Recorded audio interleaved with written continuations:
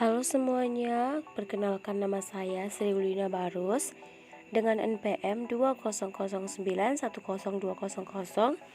kelas F Prodi PGSD, mata kuliah Strategi Belajar Mengajar dengan dosen pengampu Bapak Sumarlin Mangandar Marianus SSI MPD.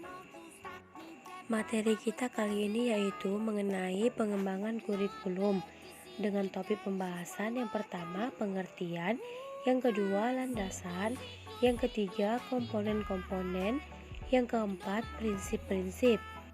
Baiklah, langsung saja kita masuk ke dalam topik pembahasan yang pertama, yaitu pengertian pengembangan kurikulum. Secara etimologis, istilah kurikulum yang dalam bahasa Inggris ditulis kurikulum berasal dari bahasa Yunani yaitu kurir yang berarti pelari dan kurere yang berarti tempat berpacu. Jadi, kurikulum adalah suatu program pendidikan yang berisikan berbagai bahan ajar dan pengalaman belajar yang diprogramkan, direncanakan dan dicanangkan secara sistemik atas dasar norma-norma yang berlaku, dijadikan pedoman dalam proses pembelajaran bagi tenaga kependidikan dan peserta didik untuk mencapai tujuan pendidikan.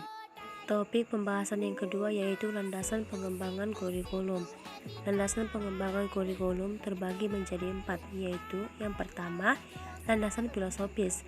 Landasan filosofis dalam pengembangan kurikulum menentukan kualitas peserta didik yang akan dicapai kurikulum, sumber dan isi dari kurikulum, proses pembelajaran, posisi peserta didik, penilaian hasil belajar, hubungan peserta didik dengan masyarakat dan lingkungan alam di sekitarnya. Landasan yang kedua yaitu landasan psikologi. Pengembangan kurikulum harus dilandasi oleh asumsi-asumsi yang berasal dari psikologi yang meliputi kajian tentang apa dan bagaimana perkembangan peserta didik, serta bagaimana peserta didik belajar dalam setiap proses pendidikan. Terjadi interaksi antara peserta didik dengan lingkungannya, baik lingkungan yang bersifat fisik maupun lingkungan sosial. Melalui pendidikan diharapkan adanya perubahan perilaku peserta didik menuju kedewasaan, baik dewasa dari segi fisik, mental, emosional, moral, dan lain sebagainya. Landasan yang ketiga yaitu landasan sosial budaya. Ada 2 pertimbangan sosial budaya yang dijadikan landasan dalam pengembangan kurikulum, yaitu yang pertama, setiap orang dalam masyarakat selalu berhadapan dengan masalah anggota masyarakat yang belum dewasa dalam kebudayaan. Maksudnya, manusia belum mampu menyesuaikan dengan cara kelompoknya.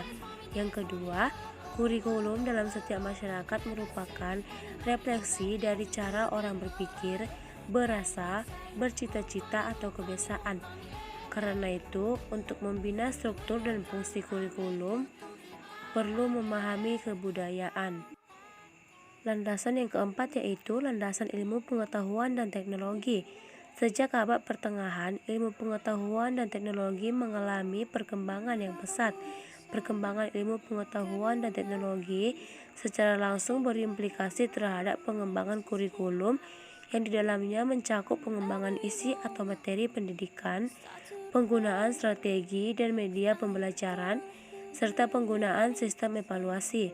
Secara tidak langsung menuntut dunia pendidikan untuk dapat membekali peserta didik agar memiliki kemampuan memecahkan masalah yang dihadapi sebagai pengaruh perkembangan ilmu pengetahuan dan teknologi.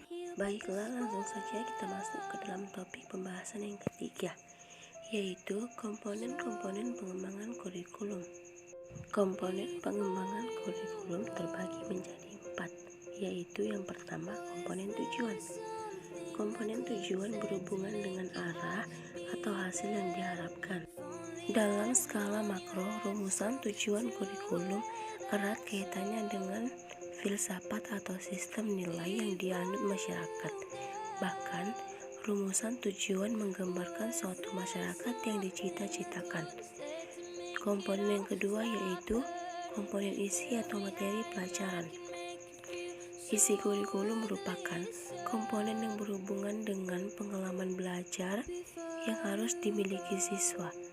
Isi kurikulum itu menyangkut semua aspek, baik yang berhubungan dengan pengetahuan atau materi pelajaran yang biasanya tergambarkan pada isi setiap mata pelajaran yang diberikan maupun aktivitas dan kegiatan siswa.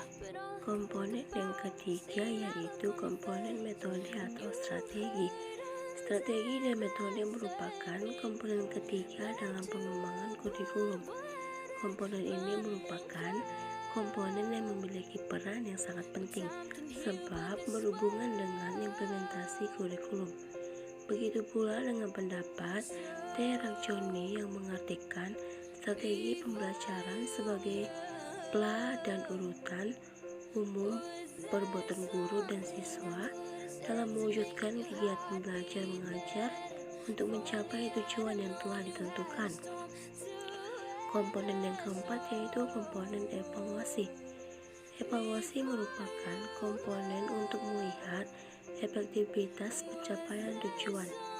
Fungsi evaluasi menurut Griffin adalah evaluasi sebagai fungsi sumatif dan evaluasi sebagai fungsi formatif, yang dimana evaluasi sumatif adalah evaluasi yang dilakukan untuk menentukan hasil dan kemajuan belajar siswa, sedangkan evaluasi formatif adalah evaluasi yang dilaksanakan untuk memperbaiki dan meningkatkan proses belajar dan mengajar.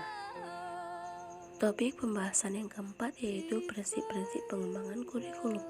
Prinsip-prinsip pengembangan kurikulum terbagi menjadi 5, yaitu yang pertama, prinsip relevansi. Relevansi memiliki makna sesuai atau serasi. Jika mengacu pada prinsip relevansi, setidaknya kurikulum harus memperhatikan aspek internal dan eksternal. Secara internal, kurikulum memiliki relevansi antara komponen kurikulum atau tujuan, bahan, strategi, organisasi, dan evaluasi. Sedangkan secara eksternal, komponen itu memiliki relevansi dengan tuntutan sains dan teknologi atau relevansi epistemologis, tuntutan potensi siswa atau relevansi psikologis, serta tuntutan dan kebutuhan pengembangan masyarakat atau relevansi sosiologis. Prinsip yang ketiga yaitu prinsip fleksibilitas. Dalam prinsip fleksibilitas ini dimaksudkan bahwa kurikulum harus memiliki fleksibilitas. Kurikulum yang baik adalah kurikulum yang berisi hal-hal yang solid, tetapi dalam implementasinya dimungkinkan untuk menyesuaikan penyesuaian berdasarkan kondisi regional, waktu dan kemampuan serta latar belakang anak. Prinsip yang ketiga yaitu prinsip kontinuitas.